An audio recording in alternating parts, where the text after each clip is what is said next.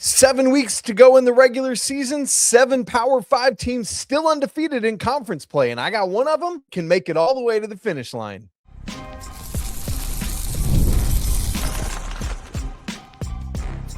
You are Locked On College Basketball, part of the Locked On Podcast Network. Your team every day. Hey, what's up? Welcome into the Locked On College Basketball Podcast, the only daily national college hoop show out there.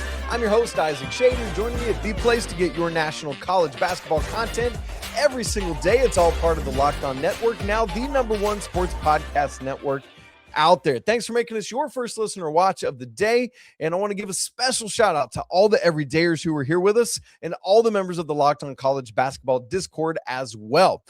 This episode is brought to you by Game Time. Download the app, create an account, and use code LOCKEDONCollege for $20 off your first purchase. What a crazy Monday night. Indiana basketball school. Cross that out. Indiana football school. What is happening in the world? Crazy stuff. Congrats to Coach Cignetti. Congrats to Fernando Mendoza, an absolute dog. I mean, that dude is tough as nails. It's crazy stuff. Here's where we're going on this show today. There are 7 weeks left in the regular season, if you can wrap your brain around that. Interestingly enough, there are also 7 teams in Power 5 conferences that are undefeated in conference play. We'll look at them, see if any of them can make it to the end of this regular season undefeated. New AP poll came out on Monday, got a couple mid-majors finally winding their way in. Congrats there. We had overtime in Milwaukee on Monday night, the only Power 5 game going on. Got a top 20 SEC matchup tonight down at Bud Walton Arena. Going to be fun there. Also, a serious note as we get going. You might have seen the news, and unfortunately, Bill Self had to go to the hospital on Monday. Kansas plays at Colorado tonight. It's like the last tip of the night. As I record, unclear if he's going to be able to make the trip to Boulder. But I mean, think about all the history we've got now with Bill Self and his health. And man, hopefully this is just like a bad flu issue. As I record, the particulars of it, just T's and P's for Coach Self. Hopefully everything will be good. He can make his way to the game and be there to be with his team. But man, just with all the stuff that's gone on, I hate to hear it. And so hopefully he's going to be in okay shape. All right, here we go. Let's dive into it. 7 weeks to go. 7 teams undefeated in Power 5 conference play. My question, who of those 7 is the most likely to remain undefeated? Obviously, the logical wisdom would tell you that none of them will. But sometimes it happens, and usually it's a combination of a team that is dominant and a conference that is weak or something of that nature. So when you look at it, the 7 teams are Arizona, UConn, Purdue, Duke, Houston, Nebraska, Clemson. In that, that's the order they come in the AP rankings as of this week. I'll go ahead and tell you right now, there's only one team that I think even has a shot at this. And for me, I feel like of those, you could probably narrow it down to 2. And you might be wondering which way I'm going to go with it. And it's the UConn Huskies. The other team that I'm thinking about, which you probably have in your head, is Duke. I'll talk through all 7 of these, but let me start there because those are the 2 teams that seem the most likely to do it. But again, UConn is, if anyone actually does, it's the Huskies for me. UConn right now, 8-0 in Big East play. So that's part of it too. They've got more Big East games under their belt than any of these other teams do. So they are 8/20ths of the way through, which cuts down to what? 2/5? So 40% of the way through conference play already. Of the Power 5 conferences, they by far have the best odds to win their conference. Right now, their odds to win the Big East at FanDuel is -370. Holy cow, UConn. That's crazy. At Bracket Matrix right now, they are a 1 seed and 3rd overall. And literally for these final 12 games, at least at KenPom, they're favored in every one of them. And the only game they're not is a road game at St. John's, where they're a 1-point underdog right now. And look, I know that St. John's has been playing better. If I'm being honest with you, let me come close here to the camera. St. John's ain't got, I don't care that they're getting better. They don't have what they need to beat UConn. UConn is UConn again. This is not last year. Like, put this team in the category of the two championship teams, and you're closer to who they are. I mean, shoot, they jumped to second in the AP poll this year, or this week, excuse me. Don't be sleeping on this at all. Right now, UConn is the team that I think could rattle off 12 more in a row and finish Big East play undefeated. Because outside of St. John's, they would have to play at a D or worse to lose. And look, they could. They almost lost, what was that, Providence, where they had to pull it out, but they did. I know they had a close one at Georgetown the other day. I don't care. This is a UConn team that, again, statistics suggest they should get picked off at some point like everybody else. But I think this is the team to do it. The other team that I think has a shot at it, but I still think is playing in a league that is much better than the Big East is Duke. Duke right now is 6-0. Remember, the ACC cut down to 18 games this year, so they also have 12 left. They are favored to win the ACC. They're at minus 330 right now. They are at Bracket Matrix, a 1 seed, 4th overall. They are favored in every conference game the rest of the way. And the reason I say it specifically that way is because they do still play Michigan. I think that's on Valentine's Day. And they are at least at KenPom, an underdog by a point or two on a neutral side. I forget where is that at Madison Square Garden? Probably. I don't remember off the top of my head. But the reason I would pick UConn over Duke is because the ACC has more teams that could legitimately pick off Duke. Right now, Virginia is playing as the best team in the conference. They've already played Louisville, beat them. Still have to play twice against North Carolina. North Carolina is playing really poorly right now, but if they get things flipped around, then it is the rivalry. And so it's just Clemson, and Virginia Tech has some pieces, and NC State has some, there's all of that, where I feel like Duke is more likely to get clipped at some point than UConn would be. As for the other 5 teams, I'll just go in AP rank order. Arizona, undefeated in Big 12 play. They're 5-0 right now. At FanDuel, they're the favorite to win the Big 12 right now. They're at minus 105. They're the number 1 overall seed at Bracket Matrix, and they are an underdog at KenPom in just 1 game the rest of the way. They're a +1 at Houston. I've already talked to UConn. Purdue, number 4 in the nation right now. They're 7-0 in Big 10 play, so 13 more to go there. They have the second best Big 10 odds at +165. Michigan is the favorite right now at +125. Right now at Bracket Matrix, they're a 2 seed, 6th overall in the nation, and they're an underdog in just 1 game the rest of the way. When they go to Pinnacle Bank, to Nebraska at KenPom, they're a 1-point underdog. We've already talked Duke. Houston, number 6 in the nation right now. They're 5-0 in Big 12 play. They have the second best Big 12 odds, +165. This is wild to me. At Bracket Matrix, Houston is only a 3 seed. That does not compute for me. Whatever. 10th overall at Bracket Matrix. And also, interestingly, at KenPom, Houston is an underdog in 3 more games the rest of the way. Part of that is because they got to go to BYU, to Iowa State, and to Kansas. So at KenPom, they're a 1-point underdog both at BYU and at Kansas, and a 3-point underdog at Iowa State. So because of that road slate for Houston, yeah, they're going to drop a game at some point here. But I'm finding myself believing in Houston more and more as the season goes on, as Kingston Flemings continues to not wear down, as you've got these other experienced upperclassmen guards to rely on, plus the front court. And it's Houston. What are we doing here? Nebraska, 7-0 right now in Big 10 play. They have the 3rd best Big 10 odds at +650. They're a 2 seed right now at Bracket Matrix, 7th overall. They're an underdog twice at KenPom the rest of the way. +9 at Michigan and +3 at Iowa. Nebraska is going to get picked off at some point in Big 10 play. It's just going to happen. But man, crazy what the Huskers are doing.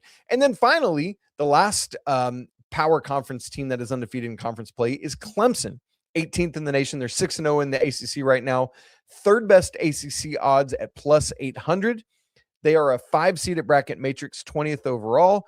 They are an underdog just twice at KenPom the rest of the regular season, +10 at Duke and +1 at Carolina, where, remember, historically, Clemson had never beaten North Carolina until, was it the last year of the Roy Williams era or the next to last year? But anyway, they finally won a crazy game there, and so we'll see.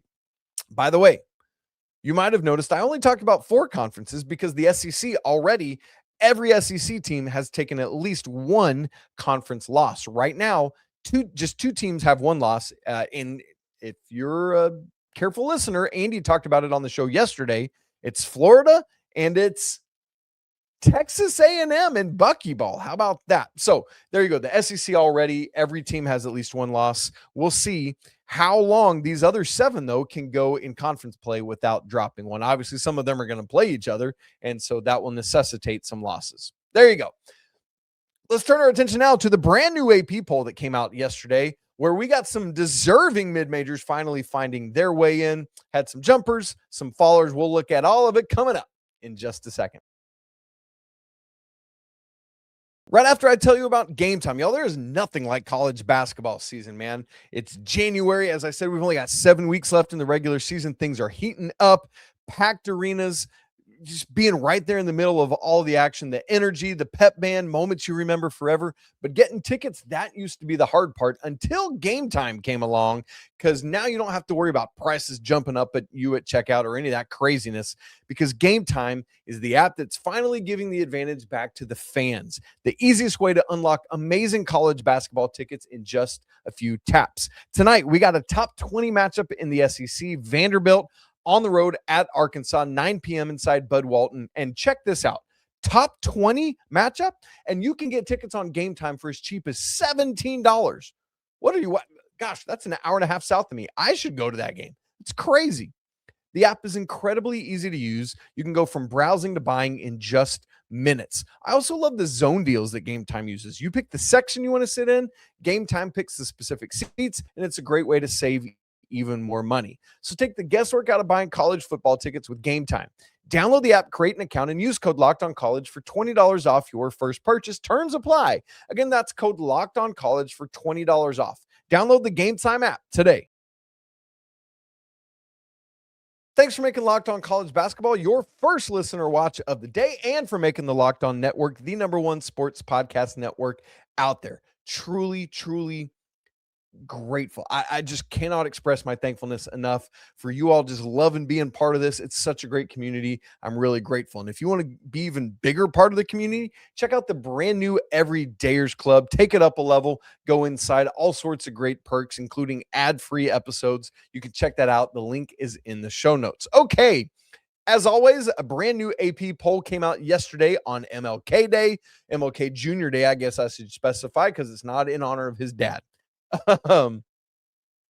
As always, we got some fallers, we got some risers, we got some new teams sliding their way in. Let's start with the fallers, where we had a team dropping eight slots in this AP poll, which is kind of crazy for that to happen in January, where we're over halfway through the season.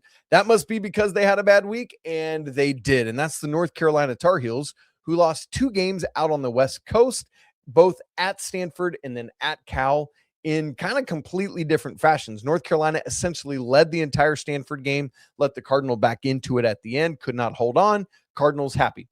And then on Saturday, Cal basically led that game to wire to wire.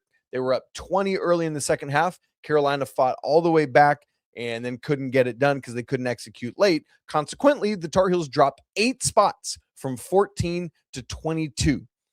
Quite honestly, I thought they should have fallen out. I thought, let's zoom out of last week. North Carolina in calendar year 2026 is 1-3. Their defense has looked atrocious, including the game that they did win. And for my money's worth, the Tar Heels have no business being in the top 25 right now, but they hang on, skin of their teeth.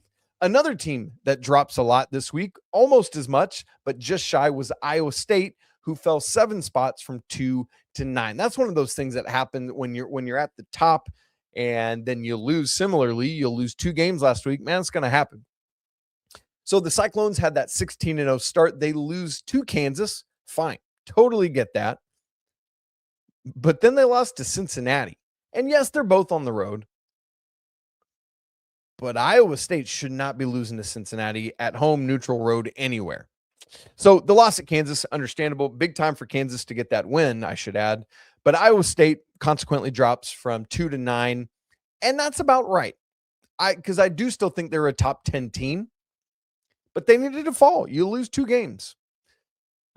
Speaking of which, Vanderbilt loses back-to-back games, and they got a little bit more of a not as big a dump as Iowa State did. Vandy falls 5 spots from 10 to 15. Similarly, they had a 16-0 start, lost at Texas midweek, and then lost at home to Florida on the weekend. Again, understandable, tight game. Maybe that's part of it as well. But the problem, and we'll talk about this in segment 3, Vandy's losing streak here could stretch to 3 games. We'll look at that. The other fallers, and these aren't as big, but Arkansas, Louisville each dropped 3 spots. The Hogs beat South Carolina. Fine, you got to do that. But then they lost at Georgia. Again, a massive home win for the Bulldogs over the weekend. And then Louisville, they lost to Virginia at home midweek. Understandable. Virginia is a very, very good team. We've been talking about them. But then Louisville smoked Pittsburgh over the weekend.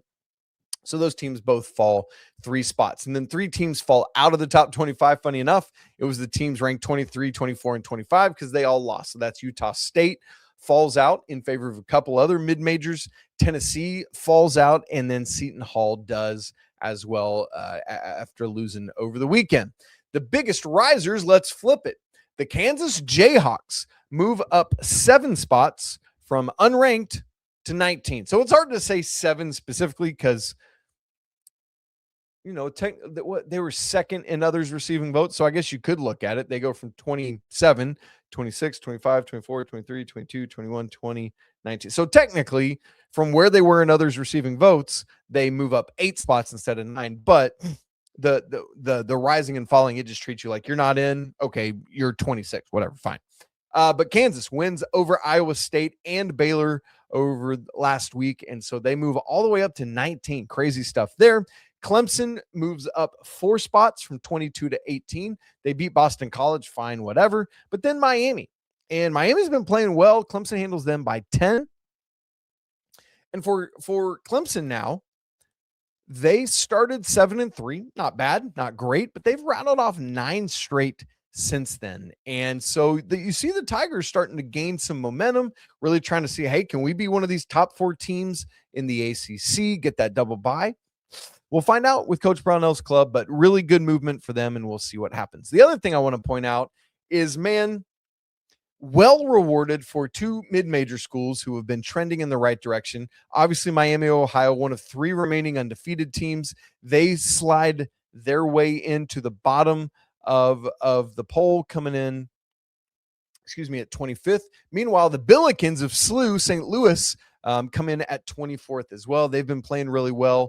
And with all due respect to Miami, Ohio, and other mid-majors, I'm with several others around the nation who would say that St. Louis is the best true mid-major right now. With all, I think respecting Gonzaga by not calling them a mid-major, that SLU would be. So great to see those teams slide into the back end of the top 25 at 24 and 25. And sometimes you'll see teams slotted there as kind of a tip of the cap, an honorary, like, hey, this is great because of what you've been doing. And so really need to see them come in there. Interestingly, we're going to talk about both of those teams in our final segment as we get ready to wrap up.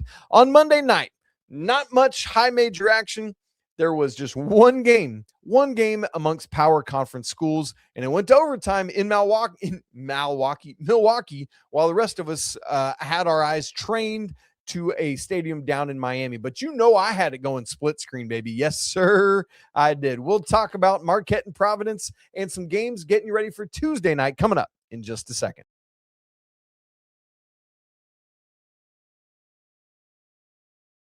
Scheduled against the national championship football game was a Big East game between teams at or near the bottom of the Big East. Marquette came in 1-6 in conference play, 6-13 overall. Providence came in 9-9 overall.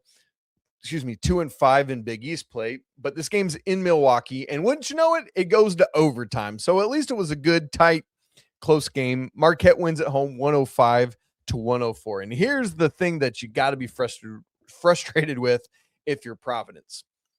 Marquette is up at the end of the game, and I guess this isn't the frustrating part, but Marquette is up 105-104, 3.5 seconds to go. Providence is inbounding on the opposite baseline.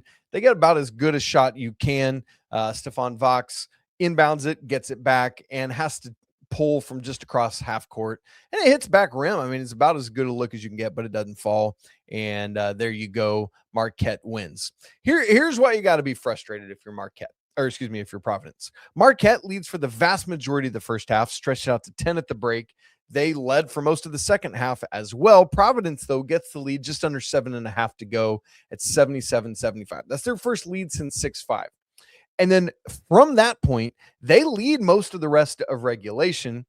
Marquette is down 4 with just under 30 seconds to go. They get an offensive rebound, kick it out to Nigel James Jr. He buries the 3. It's 92-91, still in favor of Providence.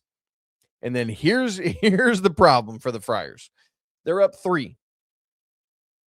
Under 5 seconds to go. I mean, it's 2 seconds left in regulation.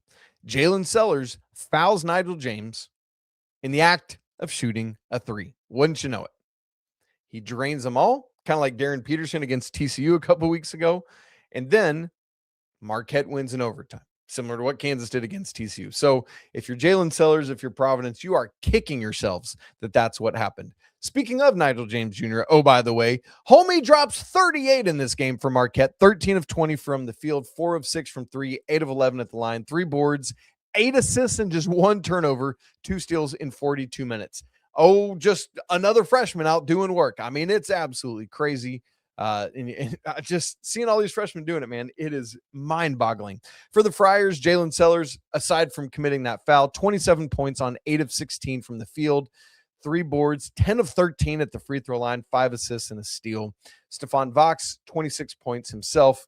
Really good stuff there, but you see there were some weird statistical outliers in this game. Providence commits 17 turnovers. Marquette scores 27 points off of them, while Marquette only commits 6 turnovers and Providence only gets 7 points off of it. So Marquette outscores Providence in points off turnovers by 20. There you go. Steals. 16 of Providence's turnovers were steals. Marquette had 16 steals in this game. Providence had 2. And then Marquette also led points in the paint by 20, 60-40.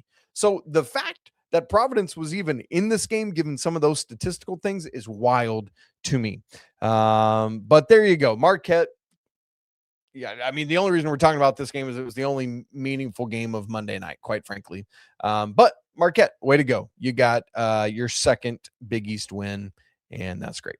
Let's get you ready for Tuesday night. We got to start in Fayetteville, Arkansas, where number 15 Vandy is at number 20 Arkansas. It's a later tip, 9 p.m. Eastern on ESPN. FanDuel has it Hogs -1.5. Let me remind you, both of these teams are coming off of losses. In fact, Vandy is coming off of now back-to-back losses. Hogs just lost in Athens over the weekend. As I look at both of these teams, the weaker link here is the Arkansas defense. And so the critical thing I'm watching is, can these Vandy guards, who are great, can they get going and do what they need to do against the Arkansas defense? But interestingly, the backcourt matchup in totality is fun for me. Tyler Tanner, Duke Miles, I mean, these guys are just been dudes for Vandy. That's a massive part of why they went undefeated for so long. But going up against Darius Acuff and Malik Thomas and DJ White, like, boy, that's going to be a fun matchup in the backcourt. Again, tickets to that game you can get for, what I say, $17. If you're anywhere close to Bud Walton Arena, get your butt there right now. Also in SEC play, number 21 Georgia at Mizzou, 9 Eastern on SEC Network. Dogs -1.5. For Georgia, it's been a bit of a back and forth SEC slate so far. They've played 5 games, literally gone win, loss, win, including 2 overtime games. But they had, as I said earlier, that massive home win over the Hogs over the weekend. But now you turn around and you got back-to-back road games at Mizzou, and then they go to Austin to play Texas. And so ideally, you'd love to say, man, that's a tough road stretch. I think if we went 1-1, we'd be good.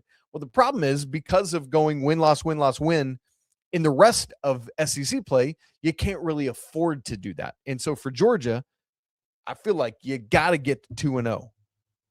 And I know that's a big ask, winning both in Columbia and Austin. But that's what the Dogs need to do if they want to stay with it. As for Mizzou, they have been confounding to me in SEC play. They have beaten Florida, who right now is the front runner for SEC, for the SEC regular season. That's literally Florida's only SEC loss.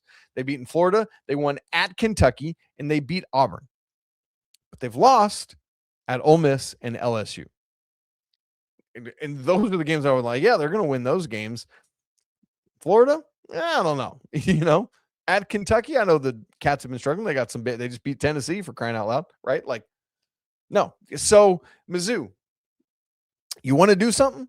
Beat the Dogs at home. And again, it's like, find the Dogs, whatever, but they're ranked, and that's going to mean something to people. So there you go. Going to be an interesting game. Let's switch to the Big 12. Number 12, Texas Tech on the road in Waco at Baylor. Another 9:00 game. This one will be on Peacock. Red Raiders, 2.5-point favorites at FanDuel on the road. Here's the key to me for Texas Tech. Lawan Watts. JT Toppin's going to get his. Chris Anderson's going to get his. But Lawan Watts came to Lubbock to defend and to be a Darion Williams replacement. There have been times when he has been, like Saturday when they beat BYU and he got 20-8. But there's other games when it's not been nearly that. Grant McCasland needs Lawan Watts to do stuff. And by the way, Texas Tech needs help from their bench, who literally got 0 points over the weekend. They beat BYU, but they need some help there. For Baylor, yikes. Rough start to Big 12 play. They're 1-4. The lone win is Oklahoma State, but they're at home. What can they get? We'll see what Yesufu can do. Last game I want to highlight is number 4, Purdue at UCLA, 10 p.m. Eastern on Peacock. Boiler up, favored at FanDuel by 5.5. The reason I want to bring this game up is preseason, we build this game as like the point guard matchup, not just in the Big Ten, but in the nation. Like, how crazy is it going to be when Donovan Dent and Braden Smith go at it? And hand up for your boy Isaac here, mea culpa. In all of my idiocy, one of my worst calls of the offseason was naming Donovan Dent. I think I named him the player of the year in the Big Ten this year, because I thought he was going to come over and just keep doing exactly what he's been doing. I saw no drop off, no change, nothing. And part of it was I had UCLA as like a top 10 team. So that it's not come to fruition either, because only one of these 2-point guards has held up his end of the bargain. Dent is just UCLA's third leading scorer. He's shooting 15.4% from 3, 61% at the free throw line. Braden Smith, on the other hand, 14.7 points a game, 42.9 from 3, leading the nation in assists at 9.4 per.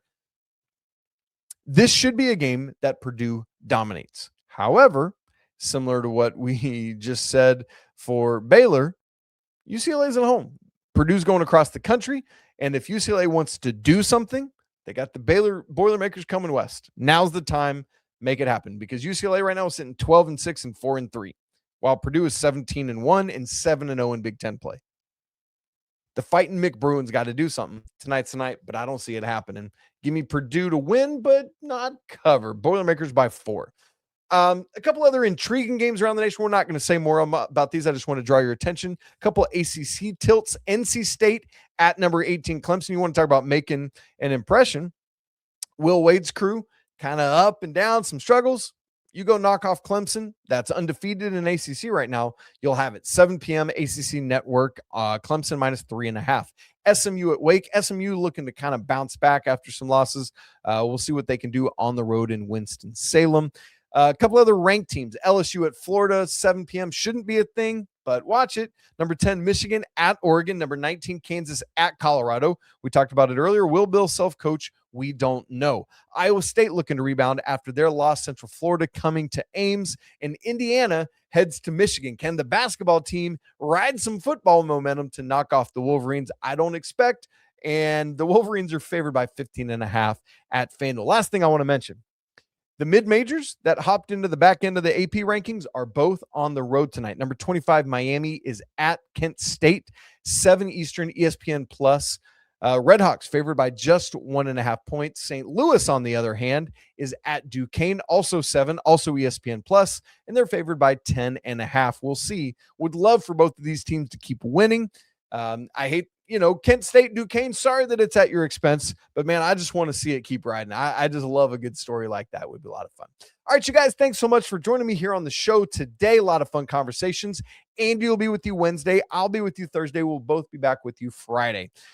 Oh, man, as always, if you have not subscribed to the show, video and audio, do it now. If you've not checked out our new Everydayers Club, we'd love to see you there. That link's in the show notes, as is the link for the Locked On College Basketball Discord. We would love to see you as part of that as well. As always, apologies to the Lawyer family. Cheers to the Wild Pope. Shouts to the Mick Bruins. And until tomorrow, peace.